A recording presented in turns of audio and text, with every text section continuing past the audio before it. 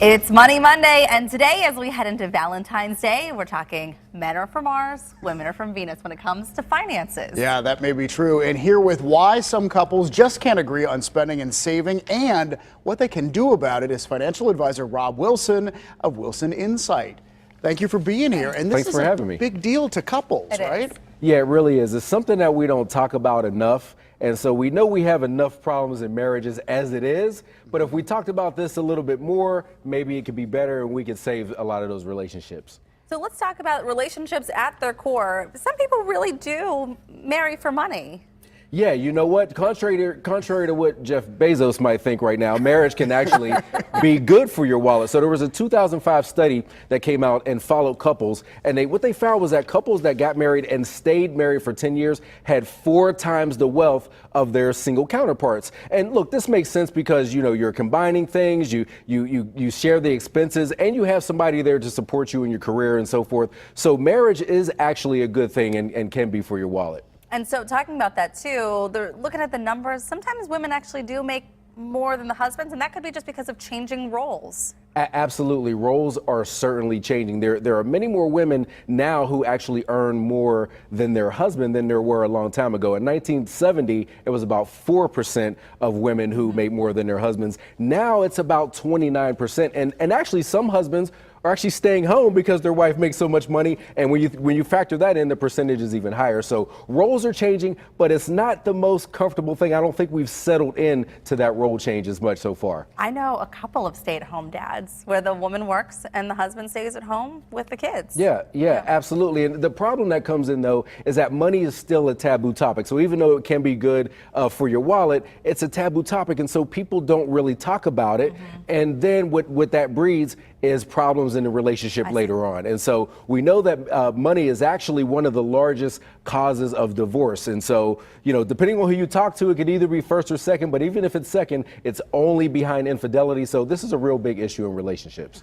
I was astounded by the one fact that you threw out, that couples don't talk about what each other makes before they get married. Like, they don't have any idea what they make. Yeah, so there was a study that came out that said 30% of couples don't even know what their spouse makes, which seems crazy. Like, it's like you're hanging around with this person all the time, but you don't even know what they're getting in their direct deposit every week. I don't know, but it gets even crazier. 38% of couples don't know what their spouse has in either debt or assets, and a whopping 50% of couples don't even know what their spouse's credit score is. And the issue with that is, look, all of those things affect decisions that you're going to make in your relationship.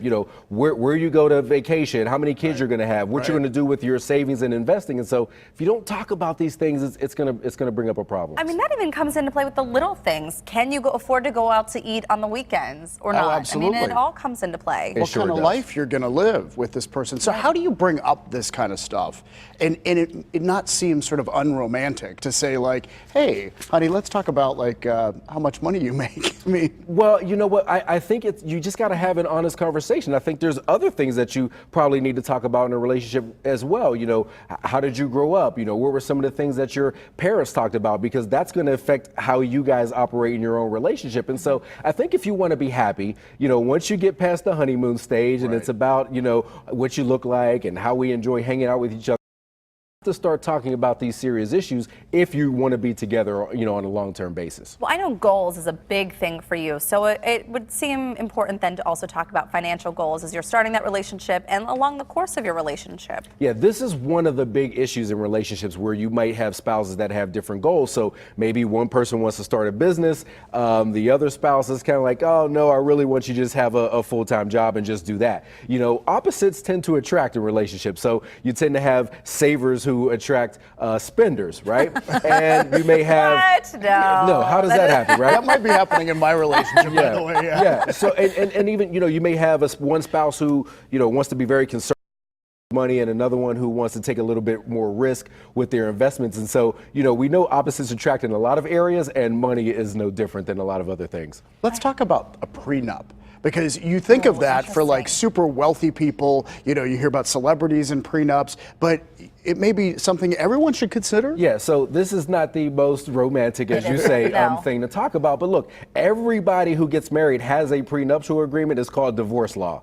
So if you don't want all of your money to go to the courts and to the attorneys, it probably behooves you to maybe hope for the best, but plan for the worst. In the unbelievable and situation that nobody wants, that something happens, you know, have things down on paper so that you know how you're going to handle it. Now, you can take a step right before this, is that maybe you get together with the person you're in a relationship with and say, let's put our financial vows down on a piece of paper. You know, not just talk about it, because I know none of us have ever dealt with that, but you know, couples can tend to come together and have conversations and then argue about what was actually said, you know, a week later. What? So get No, a that piece of doesn't paper. What are you talking about, Rob? I know we don't understand, but I've heard that it happens.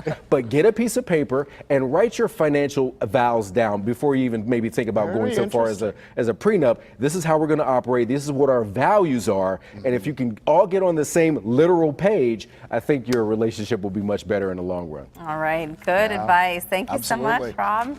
Rob Wilson of Wilson Insight, thank you as always.